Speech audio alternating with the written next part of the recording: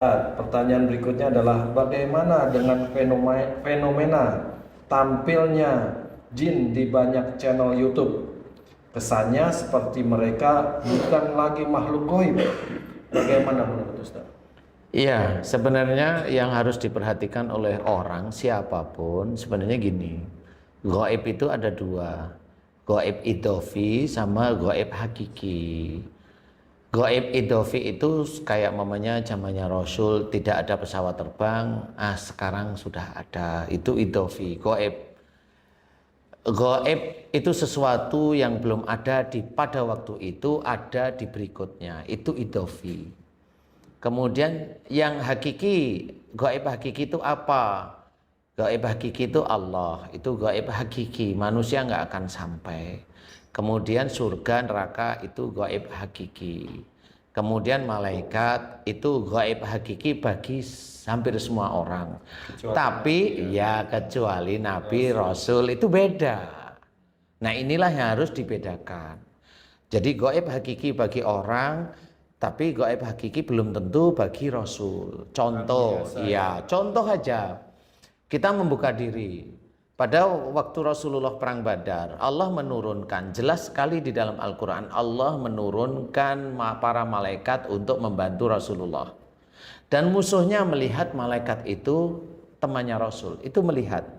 Padahal itu gaib hakiki. Tetapi atas izin Allah, para sahabat Rasul yang berperang itu tahu itu malaikat. Para musuh Rasul, mereka tahu itu bantuan dari Allah.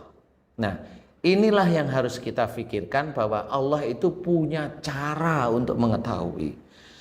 Itu Allah punya cara. Siapa orang yang dipilih untuk mengetahui, itu haknya Allah, bukan hak kita. Bukan kita menyalah-nyalahkan orang lain. Ya nggak bisa seperti itu. Kita lihat dari perang Badar itu sudah diketahui bahwa, nah itu haknya Allah. Sahabat Rasul mengetahui ada malaikat yang diturunkan, yang jelas berperang. Menurut beberapa pengamatan, menurut cerita, pedangnya para malaikat yang turun membantu Rasulullah itu belum sampai kepada tubuh lawannya, kepada musuh-musuhnya Nabi, itu sudah terpotong. Nah, belum sampai tertusuk. ya ini ya sudah terpotong. Nah, itu haknya Allah di situ. Jadi kenapa itu terlihat? Lah itu haknya Allah, nggak bisa dijawab yang seperti itu. Padahal kita banyak dari sebagian ulama mengakui bahwa malaikat itu gaib yang hakiki bagi sebagian manusia. Tapi menjadi idofi atau nyata bagi Rasul atau Nabi. Nah harus dibedain nih. Jadi orang itu tidak boleh asal omong, juga nggak bisa. Asal omong dia bertanggung jawab nanti di akhirat. Ya. Nah kemudian bagaimana dengan keberadaan sekarang jin itu di channel YouTube kok banyak? Lah ya itu karena jin itu gaib idofi, makanya itu kelihatan. Yang dulunya itu diceritakan goib terus menerus, itu kan bagi mereka yang nggak lihat. Lah kalau sekarang di YouTube dilihat, ya memang begitu. Jadi hati-hati, apalagi sudah berstatement dengan omongan yang emosional, dengan menjustifikasi orang lain itu harus begini, harus begini. Dia harus belajar sebenarnya. Makanya kalau orang jangan merasa benar. Kalau Allah mau berhak silahkan. Haknya Allah mau kemana silahkan. Itu hanya Allah. Kita itu nggak ngerti. Sekarang channel YouTube banyak. Banyak sekali channel YouTube seperti itu. Jin itu bisa muncul. Nanti hilang di titik itu.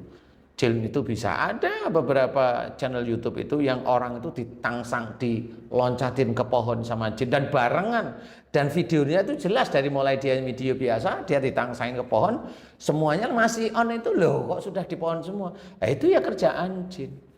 Nah itulah gaib idofi yang sebenarnya manusia itu masih bisa diizinkan. Kenapa? Itu bersinggungan dengan manusia. Tidak akan aku ciptakan jin dan manusia kecuali beribadah kepada diriku. Itu kata Allah.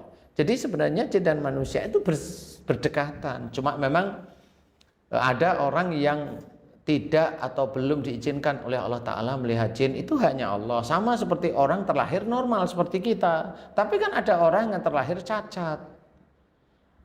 Kalau ada orang yang bisa melihat jin, kita benci, kita ngomong yang nggak karu-karuan. Lah kalau orang yang terlahir cacat itu mau diapain? Kan orang yang begitu juga akan bilang, lah kalau cacat itu kan kasihan. Lah kenapa kalau kamu itu lihat teman-teman yang lain itu kok kamu nggak kasihan, kok kamu itu malah maki-maki, kamu itu omong yang kasar. Nah ini harusnya diperhatikan bahwa sebagai seorang manusia muslim, dia harus belajar taat pada Allah Ta'ala.